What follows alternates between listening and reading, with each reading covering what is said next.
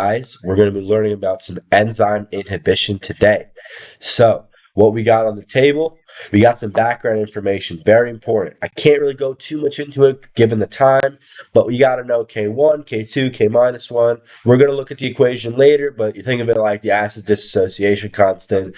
The rate of ES formation is actually the Y value of our Nicholas-Menten plot, and the Vmax is the amount of enzyme to substrate complex. Pretend like they're all of the enzymes are the enzyme substrate complex. So theoretically, it would take a logarithmically infinite amount of substrate to form this, but the 1/2 of this value is a common value used for studying by measuring the reaction rate. How this changes. How Vmax changes. Stuff like that is important to know when looking at enzymes and how they change. So we went over that. The Km value. It's unique, and it's unique to the enzyme, and Vmax is important. V0, so that's the initial. V0 is also very important because it's the measure of the initial velocity of a reaction at different initial substrate concentrations. So the kcat is also important. So basically, why this Lineweaver-Burke plot is much more effective for enzyme biochemists to look at is because we clearly can identify our Km, clearly can identify the Vmax. Very simple stuff.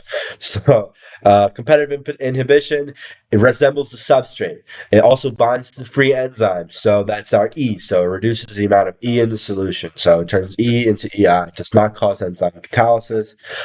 Ki, same thing like the Ka. It's the amount of enzyme and the amount of inhibitor over the amount of enzyme inhibitor complex, and that's our Ki.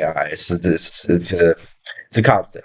So our Lineweaver-Burke plot effect, as I increases, the slope of the plot increases, Kmap increases, and Vmax does not change.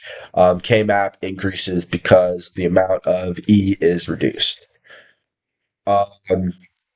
Non-competitive inhibition binds both to the E and the ES with equal affinity because it binds to a side spot over here. Just think about it like that. And this is where we get our K1, K minus 1, K2 values, Ki, and we could see. Okay, so the ESI complex forms and there's no reaction.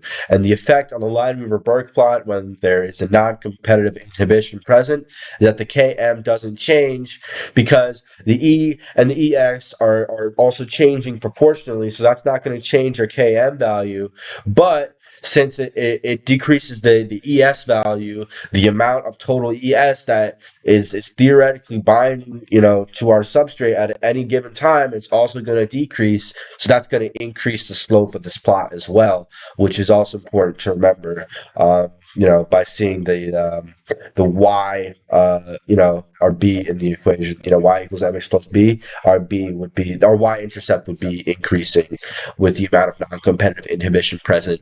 Uncompetitive inhibitors, it just binds to the enzyme substrate complex, does not bind to the free-floating enzyme, decreases Vmax and decreases Km because our enzyme is going to be constant, and it actually distorts the active site to prevent catalysis.